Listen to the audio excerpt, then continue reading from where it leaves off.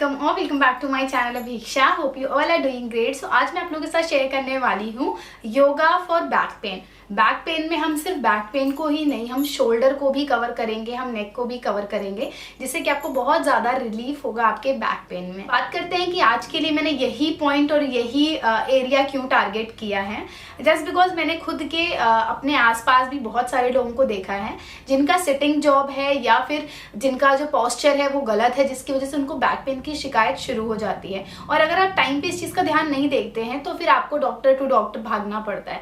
But बहुत सारी ऐसी चीजें हैं जिनको आप खुद ही ठीक कर सकते हो। जस्ट अपना थोड़ा सा पोस्चर चेंज करने की जरूरत है, अपनी रूटीन में आपको योगा शामिल करने की जरूरत है, जिससे कि आपका जो बैक पेन है वो हमेशा के लिए खत्म हो जाएगा। तो अगर आपको भी बैक पेन की शिकायत है, शोल्डर पेन की शिकायत है, सो इस वीडियो को एंड तक जरूर देखिएगा। ऑल्सो आपके नोन में जितने भी लोग हैं जिनको भी ये प्रॉब्लम है, प्लीज उनके साथ ये वीडियो शेयर करिएगा ताकि ये वीडियो उनके लिए भी हेल्पफुल हो सके। तो ज्यादा बातें नहीं करते हैं, वीडियो में आगे बढ़ते हैं। Let's get started. ओके, सो हम स्टार्ट करेंगे गायत्री मंत्र से। अगर आपको नहीं पता तो मैं आपको दोबारा से बता दूं, मैंने अपनी योगा की जो पढ़ाई की है मैंने गायत्री परिवार की तरफ से की है, हरिद्वार देव संस्कृति विश्वविद्यालय से की है, और गुरुदेव की कृपा मेरे ऊपर शुरू से बनी रही है। उन्हीं के माध्यम से मैंने योगा में पढ़ाई की है और मुझे वाकई में बहुत अच्छा लगता है कि मैंने देव संस्कृति से पढ़ाई की है। बहुत ही अच्छा वातावरण है वहाँ का और सारी चीज़ें बहुत अच्छी हैं। सो इसीलिए जब भी मैं योगा शुरू करती हूँ, कहते हैं ना कि अगर आपको कभी कोई चीज़ देता है या किसी की वजह से आपको कोई अच्छी चीज़ मिलती है तो हमेशा आपको उसका आभार व्यक्त करना चाहिए। तो मैं जब भी योगा करती हूँ मैं गायत्री मंत्र का उच्चारण ज़रूर करती हूँ। मैं वैसे भी गायत्री मंत्र डेली पढ़ती हूँ बिकॉज मुझे ऐसा लगता है कि गुरुदेव से मैं जुड़ी हुई हूँ और गुरुदेव की कृपा जब तक बनी रहेगी तब तक जीवन बहुत अच्छा रहेगा। तो स्टार्ट करते हैं गायत्री मंत्र से। दोनों हाथों को जोड़ना है। आप लोग अपना जो भी आपके आराध्य हैं आप उनका मंत्र पढ़ सकते हैं। ओम भूर्भुवः स्वाहा तत्सवितुर्वरेण्यं भर्गो देवस्य धीमहि धियो यो नः प्रचोदयात्।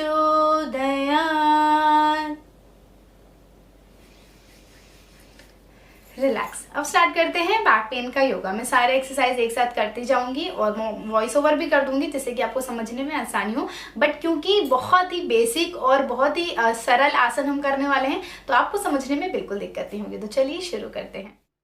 हेलो गाइस, तो सबसे पहले आपको रिलैक्स करके लेटना है। उसके बाद आप चाहो तो दीवार का सहारा ले सकते हो। मैंने यहाँ पर अलमीरा का सहारा लिया है। दीवार के सहारे आपको अपने पैर की एक्टिविटी से शुरू करना है। ये मैं बता रही हूँ कि मैक्सिमम ये लिमिट होती है, इतना आप पुश कर सकते हो। ज़रूरी नहीं आप स्टार्टिंग में इतना ही पुश करो। और क्योंकि जो अलमीरा थी वो थोड़ी सी खुरदुरी है तो इसकी वजह से थोड़े से ब्रेक आ रहे हैं बीच बीच में। अदर देन ये बहुत ही ज़्यादा सॉफ्टली और ईजिली हो जाएगा अगर आप दीवार पर करोगे, बिकॉज आपके पैर उस पर स्लाइड करेंगे अच्छे से। सो आपको थोड़ा थोड़ा अपने लेग्स को खोलना है, एकदम सीधे लेटना है। इससे आपकी बैक में बहुत ज़्यादा रिलीफ मिलेगा। दोनों हाथ सीधे होने चाहिए। ये आपकी मैक्सिमम लिमिट है, आप यहाँ तक पुश कर सकते हो। इसके अलावा जो मैंने आपको बताया था आपको थोड़ा थोड़ा हल्के हल्के बहुत आराम से करना है। सो इस तरीके से आपके बैक पेन में बहुत रिलीफ मिलेगा। ये आप इतना भी कर सकते हो, इससे ज़्यादा भी कर सकते हो, जितना आपको ईजिली हो। जब भी कोई भी एक्सरसाइज करने में, आसन करने में आपको दर्द हो तो आप उसको उतना मत पुश करो, उससे थोड़ा कम ही करो। इसके बाद अपने पैरों को हम धीरे धीरे मोड़ेंगे घुटने से। पैरों को पहले सीधा रखेंगे दीवार के सहारे। दीवार के सहारे रखने का एकमात्र उद्देश्य ये होता है कि इससे आपको एक सपोर्ट मिलेगा, तो आपकी बॉडी में प्रेशर कम जाएगा। जब भी आपको सपोर्ट मिलता है प्रेशर कम जाता है। तो आपको धीरे धीरे स्लाइड करना है नीचे को, उसके बाद धीरे धीरे ऊपर लेके जाना है। इनहेल एक्सहेल प्रॉपर करते रहिए। जब आप एक्सरसाइज में, आसन में बहुत पारंगत हो जाएंगे तो उसके बाद आप इनहेल एक्सहेल पे ज़्यादा ध्यान दे सकते हैं। फिलहाल के लिए आप बस नॉर्मल इनहेल और एक्सहेल करते रहिए। तो आपको ऊपर करना है पैरों को, उसके बाद धीरे धीरे नीचे करना है। इसके बाद आप चाहें तो रिलैक्स कर सकते हैं। रिलैक्स करने के लिए आपको डायरेक्ट लेटना नहीं है क्योंकि आप बहुत देर से इस पोजीशन में थे, तो आपको यहीं पर अलथी पलथी मार लेनी है। इस तरीके से रिलैक्स करना है अगर आप कर सकते हैं तो, नहीं तो कोई बात नहीं। इसके बाद दोबारा से आपको अपने पैरों को सीधा करना है दीवार के सहारे। इनहेल करना है, एक्सहेल करना है। जब भी आप इनहेल करोगे आपके जो पंजे हैं, पंजे की जो उंगलियाँ हैं उनको आपको नीचे अंदर की तरफ खींचना है। जब एक्सहेल करोगे तो उनको बाहर की तरफ खींचना है। इसी तरीके से आपको इनहेल और एक्सहेल करना है। जब आप अपने पैरों के पंजों के साथ एक्टिविटी करते हो तो भी आपके बैक में प्रेशर आता है और बैक में वो बहुत अच्छे तरीके से काम करता है। शरीर में जितनी भी चीज़ें हैं वो आपस में जुड़ी हुई होती हैं, तो जब आप किसी एक चीज़ पर काम करते हो तो दूसरी चीज़ अपने आप बेटर हो जाती है। सो मेक श्योर करना है कि आपको बहुत आराम से, शालीनता से, अच्छे से इस पूरी एक्सरसाइज को करना है। इसके बाद हम करेंगे दूसरा आसन। इसमें आपको लेट जाना है और आपको पवन मुक्तासन करना है। पहले हमको लेफ़्ट वाले पैर से करना है, फिर राइट वाले पैर से। लेफ़्ट वाले पैर को आपको सीधे उठाना है, ऐसे मोड़ना है और लॉक करना है। यहाँ पर आपको अपने फेस से, अपने लिप्स से टच नहीं करना है अपने नीज़ को, इसलिए क्योंकि हमको ऑलरेडी बैक पेन है, बहुत लोगों को शोल्डर में भी पेन है, तो अगर आप गर्दन को उठा के लाओगे तो वो दर्द होगी। इसलिए आपको सिंपली पवन मुक्त आसन में क्या करना है, पैरों को सीधा उठा के लाना है मोड़ते हुए और उसको लॉक करना है और प्रेशर देना है। लॉक करते समय अच्छे से लॉक करना है, हल्के से नहीं है, अच्छे से लॉक करना है। तो इस तरीके से आप पवन मुक्त आसन कर सकते हैं लेफ़्ट और राइट दोनों पैरों से। बहुत सारे लोग जो हैं वो दोनों पैरों से एक साथ करते हैं, वो एडवांस होता है, लेकिन आप चाहें तो एडवांस से भी शुरू कर सकते हैं, बिकॉज़ ये बहुत ज़्यादा ईजी होता है। इसका कोई भी आपकी बॉडी पे कोई भी एडवर्स इफ़ेक्ट नहीं होता है। सो जब आप इसको शुरू करते हैं तो स्टार्टिंग आप सिंगल से ही करिए, मैं आपको यही सजेस्ट करूँगी। आपको बस अंदर की तरफ खींचना है, अपनी छाती से लगाना है, टाइट करना है और इनहेल एक्सहेल प्रॉपर करते रहना है। इस तरीके से पवन मुक्त आसन करने से आपके बैक में आपको बहुत ज़्यादा रिलीफ मिलेगा। कोई भी आसन आपको 3 से 4 बार ही करना है एक बार में। ऐसा नहीं कि आपने एक ही आसन को 10 बार कर लिया और आप थक गए। आपको सभी आसनों की प्रैक्टिस करनी है, लेकिन थोड़ी थोड़ी देर पे। इसके बाद दोनों पैरों से पवन मुक्त आसन कुछ इस तरीके से आप कर सकते हैं, जो कि बहुत ही ज़्यादा कारगर है और बहुत ही अच्छा है। तो इस तरीके से पवन मुक्त आसन हमने कर लिया है। अब बढ़ते हैं अगले आसन की तरफ, जो कि है एक तरीके से कटी चक्रासन। तो इसमें आपको क्या करना है, आपको लेटना है और आपका जो लेफ़्ट वाला पैर है, लेफ़्ट वाले पैर को आपको राइट की तरफ मोड़ के ले जाना है और जो आपका हाथ है लेफ़्ट वाला वो उधर ही रहेगा। आपका चेहरा उस तरफ रहेगा जिस तरफ आपका हाथ है। तो अगर आप उस तरफ वाले हाथ को फैला रहे हो और वो वाले पैर से एक्टिविटी कर रहे हो तो आपका फेस उधर ही रहेगा। इस चीज़ का बहुत ध्यान देना है। पैर के ऑपोजिट आपका फेस हमेशा रहेगा। पैर जिधर जा रहा है फेस आपका उधर नहीं रहेगा, जिधर फेस जाएगा उधर पैर नहीं रहेगा। उस तरफ जगह कम पड़ रही है, इसीलिए मैं आपको एक ही साइड से ज़्यादा करके दिखा रही हूँ, बट मैं आपको दूसरी साइड से भी करके दिखा दे रही हूँ। आपको क्या करना है, आपको फेस उधर रखना है और अपने पैर को मोड़ना है। उसके बाद प्रेशर से इस तरफ लेके आना है। पूरे शरीर को नहीं घुमाना है, लेकिन आपको इसको इस तरीके से खींचना है, जिससे कि आपकी बैक में बहुत ज़्यादा रिलीफ मिलेगा। ये जो आसन है, इसके प्रैक्टिस से आपका बैक पेन का जो दर्द है वो आपको 10 दिन में ही बहुत ज़्यादा कम लगने लगेगा, क्योंकि सबसे ज़्यादा इफ़ेक्टिव अगर कोई आसन है तो वो यही है। ये बहुत अच्छे तरीके से आपके बैक के लिए काम करता है। तो इस आसन को भी आप ज़रूर कर सकते हैं, इससे आपका फ़ैट भी कम होता है। मतलब बहुत सारे आसन ऐसे होते हैं जो कि आपके शरीर के फ़ैट को भी बर्न करने का काम करते हैं, साथ ही साथ आपके शरीर की बीमारियों को भी दूर करते हैं। तो ये हमारा हो गया।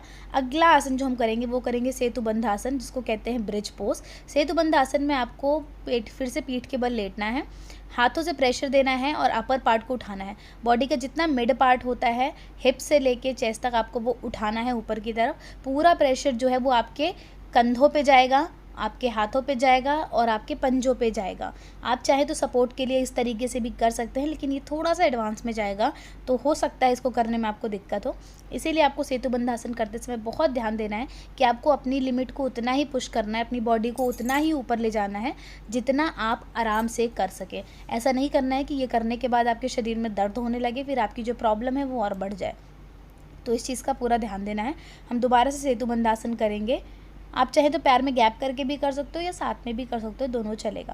तो इस तरीके से आपको हल्का सा खाली पुश करना है अपने बॉडी को ऊपर की तरफ, और ये भी बहुत ही अच्छे तरीके से काम करता है। अगर आप पैर में गैप करके करोगे तो आप ज़्यादा अपनी बॉडी को ऊपर लिफ्ट कर सकते हो।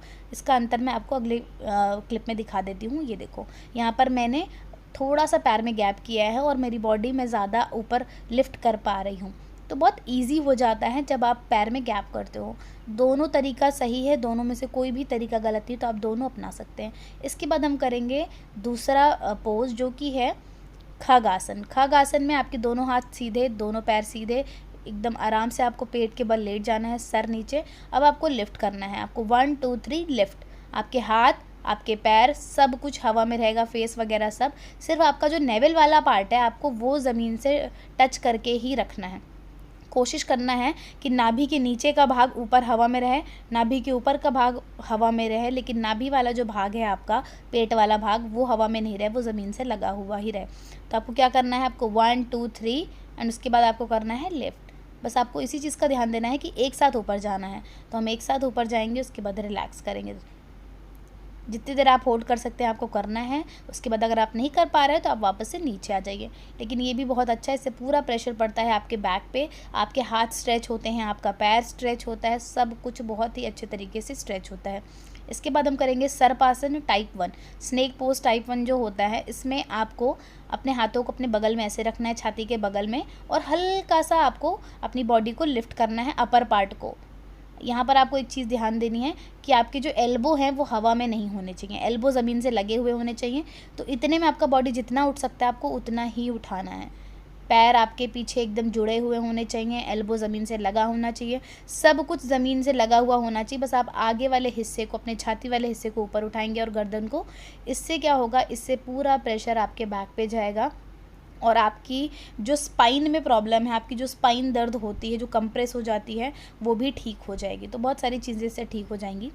इसके बाद सर्पासन टाइप 2 भी कर सकते हैं, 3 भी कर सकते हैं। इसके बहुत सारे टाइप हैं, लेकिन मैं सिर्फ टाइप 2 तक आपको बताऊंगी, क्योंकि टाइप 2 जो है वो भी आसान है। टाइप 3 थोड़ा सा एडवांस में जाता है, क्योंकि ये जो आसन हैं, ये जो योगा है, ये बिगिनर्स के लिए है, तो इसीलिए हम ज़्यादा टफ वाले पार्ट पर नहीं जाएंगे। So this is type 2। इसमें आपको अपने पूरे हाथों को खोल के उठ जाना है। तो आपके पूरे एल्बो सीधे हो जाने चाहिए, पूरा हाथ सीधा, ठीक है। आपको नीचे रखना है, सांस भरनी है, लंबी गहरी सांस भरी आपने, और आप अपने हाथों को सीधा करते हुए पूरा ऊपर की तरफ चले जाएंगे। सीलिंग को देखना है जितना पॉसिबल हो। पैर आपके पीछे ही रहेंगे, ये नहीं कि पैर भी उठा लें आप, पैर नहीं उठने चाहिए। तो इस तरीके से आप कुछ ये सर्पासन कर सकते हैं। सर्पासन पार्ट 1 मैंने आपको बता दिया, ये था सर्पासन पार्ट 2। तो दोनों ही बहुत अच्छे हैं, दोनों का अभ्यास आप घर पे कर सकते हैं। कोई भी आसन 3 बार करिएगा, 3 बार 4 बार, 3 बार 4 बार, इससे ज़्यादा मत प्रैक्टिस करिएगा, इतने ही बहुत सही होते हैं। तो ये तीसरी बार मैं आपको सर्पासन करके दिखा रही हूँ। आपकी बॉडी का जो शेप होता है वो एक तरीके से सर्प जैसा होता है, इसीलिए इस आसन को सर्पासन कहते हैं। और सर्पासन बहुत सारे प्रॉब्लम्स में कारगर है, बहुत अच्छा है। इसके बाद हम सर्पासन से जाएंगे बालासन में। ये बहुत ही अच्छा स्ट्रेचिंग एक्सरसाइज है, आपके बैक के लिए भी अच्छा है और रिलैक्सेशन के लिए भी बहुत अच्छा है। तो पहले सर्पासन, उसके बाद बालासन, सर्पासन देन बालासन। इस तरीके से आप अपनी बॉडी को रिलैक्स करेंगे। और आज की वीडियो के लिए बस इतना ही। वीडियो को ढेर सारा प्यार दीजिएगा, वीडियो को लाइक करिएगा, चैनल को सब्सक्राइब करिएगा, और अगर वीडियो हेल्पफुल लगती है तो और भी लोगों के साथ शेयर करिएगा, ताकि उनके लिए भी ये वीडियो हेल्पफुल हो सके। तो मैं आपसे नए वीडियोज़ के साथ दोबारा मिलती हूँ, तब तक के लिए लॉट्स ऑफ लव।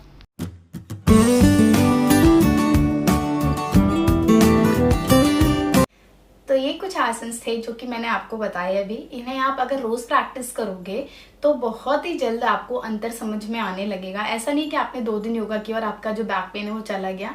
आपको लगातार करना पड़ेगा और इससे आपका बैक पेन जो है वो काफ़ी हद तक कम हो जाएगा। एक और चीज़ का ध्यान देना पड़ेगा कि जैसे कि ऐसा नहीं कि आपने योगा किया, आपने बैक पेन जो है उसको थोड़ा सा बेटर किया, बट आपकी जो एक्टिविटी है जिसकी वजह से आपको बैक पेन हुआ है उसको आप एज इट इज़ कर रहे हो। तो इससे क्या होगा कि जितना आप ठीक करोगे वो उतना ही उधर बढ़ता जाएगा। तो हमें क्या करना है, अपनी एक्टिविटी में भी सुधार लाना है और अपना योगा भी करना है। सो दोनों चीज़ों की हेल्प से आपका जो बैक पेन है वो हमेशा के लिए खत्म हो जाएगा। सो अगर आपके लिए ये वीडियो हेल्पफुल रहा है तो मेक श्योर इस वीडियो को लाइक, चैनल को सब्सक्राइब जरूर करिएगा और ज़्यादा से ज़्यादा इस वीडियो को शेयर करिएगा। ऑल्सो आप सभी को हैप्पी योगा डे, योगा दिवस की बहुत बहुत शुभकामनाएं। Thank you so much. नए वीडियोज़ के साथ, क्रिएटिव चीज़ों के साथ, अच्छे अच्छे आइडियाज साथ मैं आपसे दोबारा मिलती हूँ। तब तक के लिए lots of love, bye bye.